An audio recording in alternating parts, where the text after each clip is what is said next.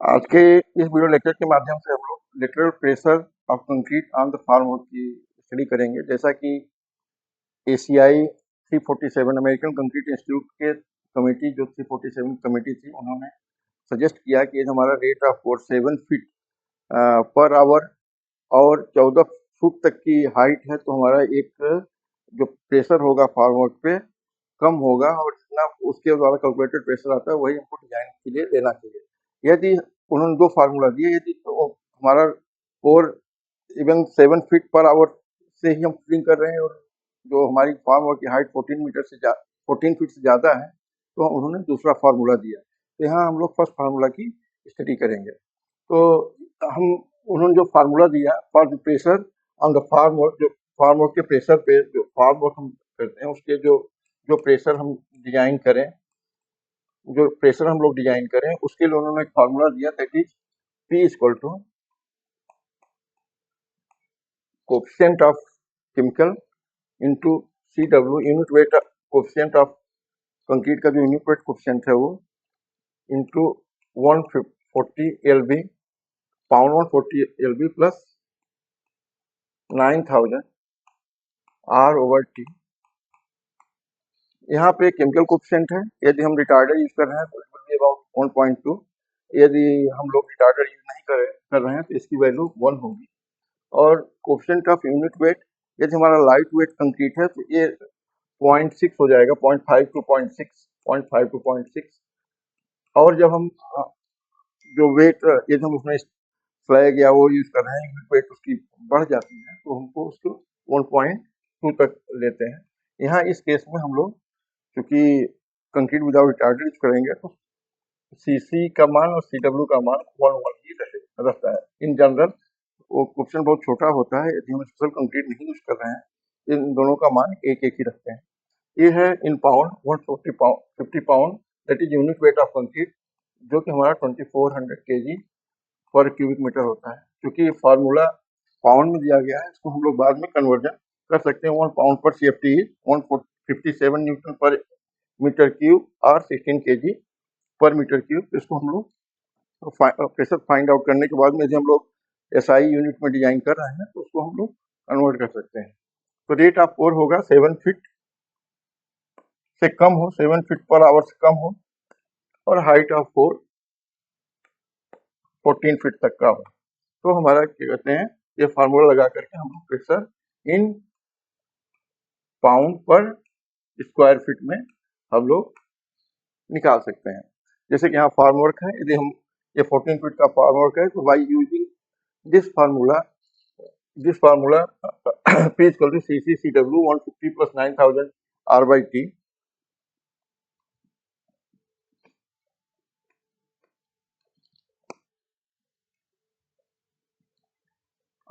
where R is rate of force हमारा feet per hour में और T टेम्परेचर इन फ़ारेनहाइट। जो temperature है वो फ़ारेनहाइट में, जिसको डिग्री सेल्सियस में कन्वर्ट करना है तो we need to have conversion degree Celsius में कन्वर्ट करने के लिए फ़ारेनहाइट, डिग्री फ़ारेनहाइट -32 इंटू 5/9 से हम लोग इसको डिग्री सेंटीग्रेड में कन्वर्ट कर लेते हैं। यदि हमको SI सिस्टम में फार्मूले को लेके आना है तो हमको all this conversion we have to apply here only, otherwise we can use this and जो भी प्रेशर आए पाउंड पर स्क्वायर फीट में, बाद में इसको हम लोग 16 से मल्टीप्लाई करके kg पर क्यूबिक मीटर में कन्वर्ट कर सकते हैं।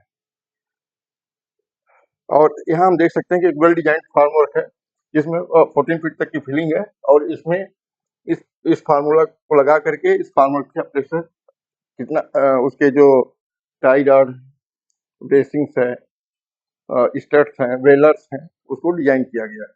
एक है जो हम लोग जनरली यूज करते हैं, इट्स नॉट स्टैंडर्ड डिजाइन, जिससे कि जो फिनिश भी हम देख सकते हैं कि प्रॉपर नहीं होती है, there will be bulgy. All this happens when we are not properly design our form. तो यहाँ एक एग्जाम्पल से इसको और ज्यादा अच्छा समझने की कोशिश करते हैं। A wall form 12 feet height is filled with 150 pound cubic feet per cubic feet concrete at a temperature 70 degree Fahrenheit. The concrete is without retarder नहीं यूज किया गया है, it means CC1 will be placed with the normal internal vibration to a depth of 4 feet. वो जो formula है उसमें भी 4 feet depth vibration के लिए दिया गया है. The rate of placement 5 feet per hour means that value of R and value of CC is 1 and CW is 1 and our temperature is this one. So we know the formula. Pressure is CC CW 150 pound plus 9000 R by T. So 1 into 1 150 plus 9000. Value of R is 5 feet per hour. Rate of 4 in the example itself is given 5 feet per hour. So into 5 and temperature is given 70 degree Fahrenheit. So 70 degree Fahrenheit. We can solve it.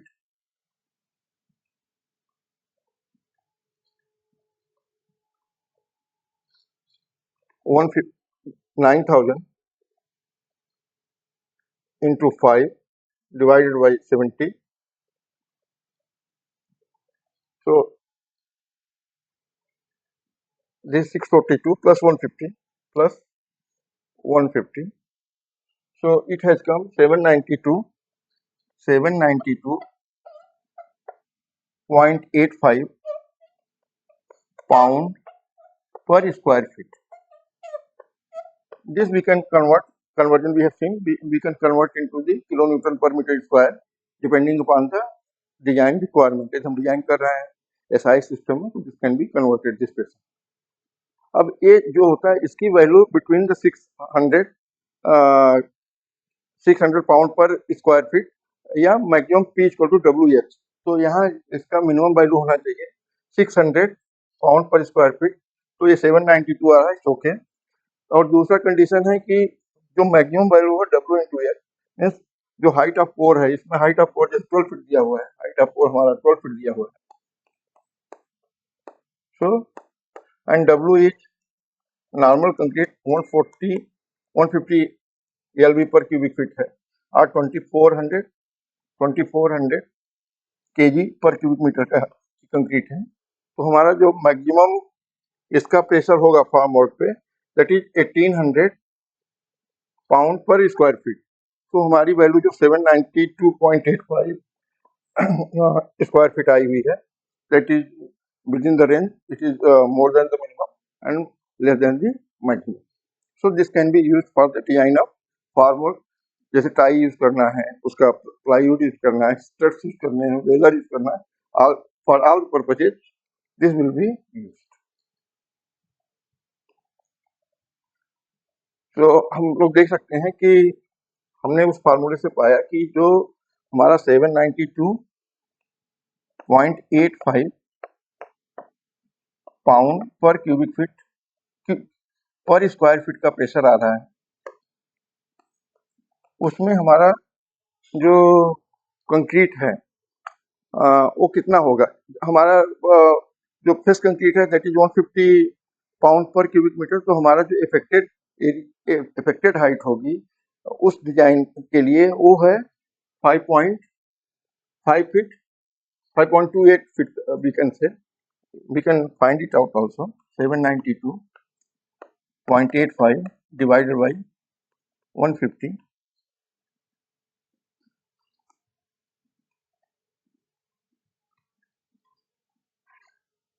Save 792.85 divided by 150 equal to 5.28 feet. 5.28 feet.